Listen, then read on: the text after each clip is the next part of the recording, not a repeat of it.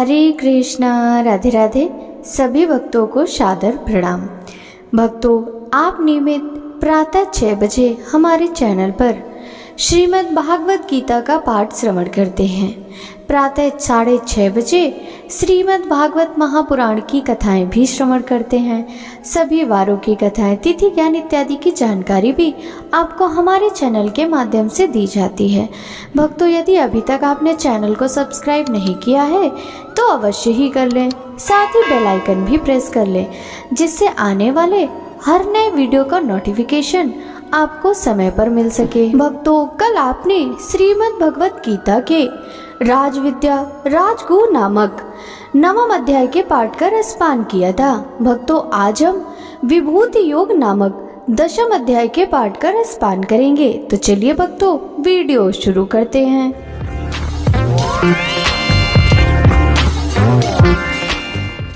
श्री भगवान ने कहा, हे महाभाव अर्जुन, और आगे सुनो।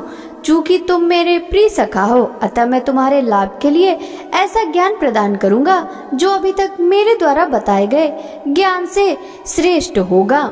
न तो देवतागण मेरी उत्पत्ति ऐश्वर्य को जानते हैं, न ही महर्षिगण जानते हैं, क्योंकि मैं सभी प्रकार से देवताओं और महर्षियों का भी कारण स्वरूप उद्गम हूँ, जो मुझे अजन्मा अनादि समस्त लोकों के स्वामी के रूप में जानता है। मनुष्यों में केवल वही मोह रहित और समस्त पापों से मुक्त होता है। बुद्धि, ज्ञान, संशय तथा मोह से मुक्ति, क्षमा भाव, सत्यता, इंद्रिय निग्रह, मन निग्रह, सुख तथा दुख, जन्म मृत्यु, भय अभय, अहिंसा, समता, तुष्टि, तप, दान, यश तथा अपयश, जीवों के ये विविध गुण मेरे द्वारा ही उत्पन्न होते हैं। सप्तऋषिगण तथा उनसे भी पूर्व 4 अनन्य महर्षि एवं सारे मनु सब मेरे मन से उत्पन्न हैं, और विभिन्न लोकों में निवास करने वाले सारे जीव उनसे अवतरित होते हैं। जो मेरे इस ऐश्वर्य तथा योग से पूर्णतः आश्वस्त हैं, वह मेरी अनन्य भक्ति में तत्पर होते हैं। इसमें तनिक भी संदेह नहीं है। मैं समस्त आध्यात्मिक तथा भौतिक जगतों का कारण हूँ। प्रत्येक वस्तु मुझसे ही उद्भूत है। जो बुद्धिमान यह भली भांति जानते हैं, वे मेरी प्रेमा भक्ति में लगे रहते हैं तथा हृदय से पूरी तरह से मेरी पूजा में तत्पर रहते हैं। मेरे शुद्ध भक्तों के विचार मुझ में वास करते हैं। उनके जीवन मेरी सेवा में अर्पित रहते हैं, और वे एक दूसरे को ज्ञान प्रदान करते तथा मेरे विषय में बातें करते हुए परम संतोष तथा आनंद का अनुभव करते हैं। जो प्रेम पूर्वक मेरी सेवा में निरंतर लगे रहते हैं, उन्हें मैं ज्ञान प्रदान करता हूँ, जिसके द्वारा वे मुझ तक आ सकते हैं। मैं उन पर विशेष कृपा करने के हेतु उनके हृदय में वास करते हुए ज्ञान के प्रकाशमान दीपक के द्वारा अज्ञानजन अंधकार को दूर करता हूँ। अर्जुन ने कहा, आप परम भगवान, परम धाम, परम पवित्र, परम सत्य हैं। आप नित्य, दिव्य, आदि पुरुष, अजन्मा तथा महानतम हैं। नारद, असित, देवल तथा व्यास जैसे ऋषि आपके सत्य की पुष्टि करते हैं, और अब आप स्वयं ही मुझसे प्रकट कह रहे हैं। हे कृष्ण, आपने मुझसे जो कुछ कहा उसे मैं पूर्णतः सत्य मानता हूँ। हे प्रभु, न तो देवतागण न असुरगण ही आपके स्वरूप को समझ सकते हैं। हे परम पुरुष, हे सबके उद्गम, हे समस्त प्राणियों के स्वामी, हे देवों के देव, हे ब्रह्मांड के प्रभु, निसंदेह एकमात्र आप ही अपने को अपनी अंतरंग शक्ति से जानने वाले हैं। कृपा करके विस्तार पूर्वक मुझे अपने उन दैवी ऐश्वर्यों को बताइए, जिनके द्वारा आप इन समस्त लोकों में व्याप्त हैं। हे कृष्ण, हे परम योगी, मैं किस तरह आपका निरंतर चिंतन करूं और आपको कैसे जानूं? हे भगवान, आपका स्मरण किन किन रूपों में किया जाए? हे जनार्दन, आप पुनः विस्तार से अपने ऐश्वर्य तथा योग शक्ति का वर्णन करें। मैं आपके विषय में सुनकर कभी तृप्त नहीं होता, क्योंकि जितना ही आपके विषय में सुनता हूँ, उतना ही आपके शब्द अमृत को चखना चाहता हूँ। श्री भगवान ने कहा, हाँ, अब मैं तुमसे अपने मुख वैभव युक्त रूपों का वर्णन करूंगा, क्योंकि हे अर्जुन, मेरा ऐश्वर्य असीम है। हे अर्जुन, मैं समस्त जीवों के हृदय में स्थित परमात्मा हूँ। मैं ही समस्त जीवों का आदि, मध्य तथा अंत हूँ। मैं ही आदित्यों में विष्णु, प्रकाशों में तेजस्वी सूर्य, मरुतों में मारीची तथा नक्षत्रों में चंद्रमा हूँ। मैं वेदों में सामवेद हूँ, देवों में स्वर्ग का राजा इंद्र हूँ, इंद्रियों में मन हूँ तथा समस्त जीवों में जीवन शक्ति चेतना हूँ। मैं समस्त रुद्रों में शिव हूँ, यक्षों तथा राक्षसों में संपत्ति का देवता कुबेर हूँ, वसुओं में अग्नि हूँ और समस्त पर्वतों में मेरु हूँ। हे अर्जुन, मुझे समस्त पुरोहितों में मुख्य पुरोहित बृहस्पति जानो। मैं ही समस्त सेना नायकों में कार्तिकेय हूँ और समस्त जलाशयों में समुद्र हूँ। मैं ही महर्षियों में भृगु, वाणी में दिव्य ओंकार हूँ, समस्त यज्ञों में पवित्र नाम का कीर्तन तथा समस्त अचलों में हिमालय हूँ। मैं समस्त वृक्षों में अस्वस्थ वृक्ष हूँ और देवर्षियों में नारद हूँ। मैं गंधर्वों का चित्ररथ हूँ तथा सिद्ध पुरुषों में कपिल मुनि हूँ। घोड़ों में मुझे उच्च श्रवा जानो, जो अमृत के लिए समुद्र मंथन के समय उत्पन्न हुआ था। गजराजों में मैं ऐरावत हूँ तथा मनुष्यों में मैं राजा हूँ।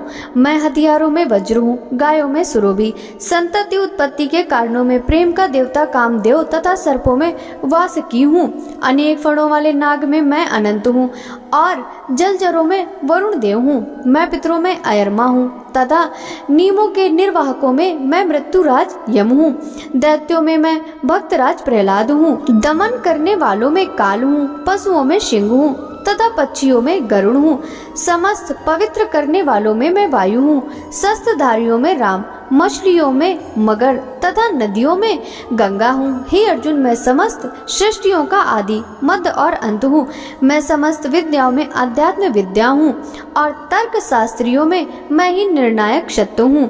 अक्षरों में मैं आकार हूँ और समासों में द्वंद्व समास हूँ और मैं शाश्वत काल भी हूँ और सृष्टाओं में ब्रह्मा हूँ। मैं ही सर्वक्षी मृत्यु हूँ और मैं ही आगे होने वाले को उत्पन्न करने वाला हूँ। स्त्रियों में मैं कीर्ति, श्री, वाक, स्मृति, मेघा, धृति तथा क्षमा हूँ।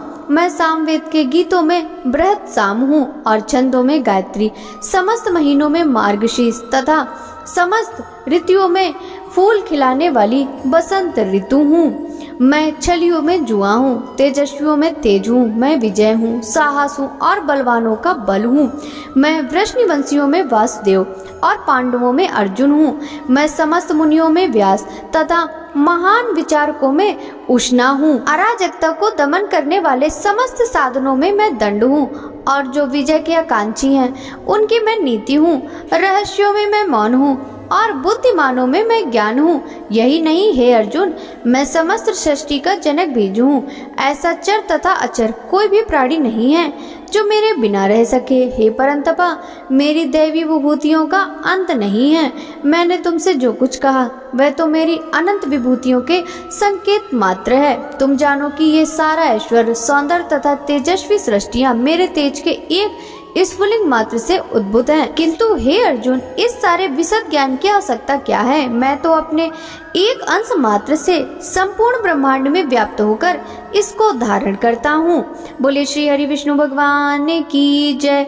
भक्तों, अब हम श्रीमद् भगवद गीता के 10वें अध्याय के पाठ का महात्म का रसपान करेंगे। श्री नारायण बोले, हे लक्ष्मी, अब 10वें अध्याय का महात्म कहता हूँ, तुम श्रवण करो। बनारस नगर में एक धीरज नाम का ब्राह्मण रहता था। धर्मात्मा हरि भक्ति उस गण ने ब्राह्मण को देखा, वह मरा पड़ा है। फिर जाकर कहा, हे स्वामिन, यह चरित्र मैंने देखा है। इसने कौन सा पुण्य किया है जिससे भली जगह मृत्यु पाई? चारों बातें इसकी भली अपनी है। एक बनारस क्षेत्र, श्री काशी जी, गंगा जी का स्नान, संतों का और विश्वेश्वर जी का दर्शन, अन्न का छोड़ना, एकादशी का दिन। यह बात कह सुनकर हमने कौन सा पुण्य किया था। तब एक दिन विश्वेश्वर महादेव जी के दर्शन को जाता है। तब गर्मी की ऋतु थी, उसको धूप लगी, घबराया, उसका दिल घुटने लगा। वह मंदिर के निकट जा पड़ा। इतने में भृंगी नामक गण आया। देख तो ब्राह्मण मूर्छित पड़ा था। उसने जाकर शिव जी से कहा, हे महादेव जी, एक ब्राह्मण आपके दर्शन को आया था, वह मूर्छित होकर पड़ा है। महादेव जी सुनकर चुप ही रहे। महादेव जी ने कहा, हे भृंगी, इसके पिछले जन्म की खबर मैं कहता हूँ। एक समय कैलाश पर्वत पर गौरी पार्वती हम बैठे थे। एक हंस मेरे दर्शन के लिए आया। वह हंस ब्रह्म का वाहन था। ब्रह्मलोक मानसरोवर को जाता था। उस सरोवर में सुंदर कमल फूल थे। एक कमल को लांघने लगा, उसकी परछाई पड़ी। वह हंस अचेतन काला हो गया, आकाश से गिरा। तब उसी समय उसी मार्ग में एक गढ़ आया। हंस को गिरा देखकर गढ़ ने कहा, हे स्वामिन, वह हंस आपके दर्शन को आया था, सो श्याम वर्ण होकर गिरा पड़ा है। गढ़ मेरी आज्ञा से हंस को ले आया। हमने पूछा, हे हंस, तू श्याम वर्ण क्यों हुआ? हंस ने कहा, हे प्रभु जी, मैं आपके दर्शन को आया था। मानसरोवर में कमल फूल खिले थे, मैं लांग कर आया, इससे मेरी देह श्याम हो गई, आकाश से गिर पड़ा, कारण जानता नहीं क्या हुआ। यह सुनकर शिव जी हंसे। आकाशवाणी हुई कि हे शंभु जी, कमलनी से पूछो, वह कहेगी। कमलनी ने कहा, पिछले जन्म में अप्सरा थी, नाम पद्मावती था। पिछले समय श्री गंगा जी के किनारे एक ब्राह्मण स्नान करके गीता जी के 10वें अध्याय का पाठ किया करता था। एक दिन राजा इंद्र का आसन चला, तब इंद्र ने मुझे आज्ञा करी, तू जाकर उस पंडित की तपस्या भंग कर। आज्ञा पाकर मैं उस ब्राह्मण के पास गई। उस ब्राह्मण ने मुझे श्राप दिया, कहा, हे पापनी, तू कमलनी हो। उस समय कमलनी हुई। अब मैं गीता जी के 10वें अध्याय का पाठ करती हूँ, उसी से मेरा तेज है। मुझको लांघने वाला काला होकर अचेत होता है। हंस ने कहा, कैसे मेरा श्याम वर्ण से श्वेत होगा? तू इस कमलनी की देह छूट देव देही पावे। तब कमलनी ने कहा, कोई गीता के 10वें अध्याय का पाठ सुनावे, तब तेरा उद्धार होगा। तब एक ब्राह्मण ने उस मानसरोवर में स्नान कर शालिग्राम का पूजन कर 10वें अध्याय का पाठ किया। उस हंस और कमलनी ने सुना, तब उनका उद्धार तत्काल हुआ, श्वेत हुआ और कमलनी देव कन्या हुई।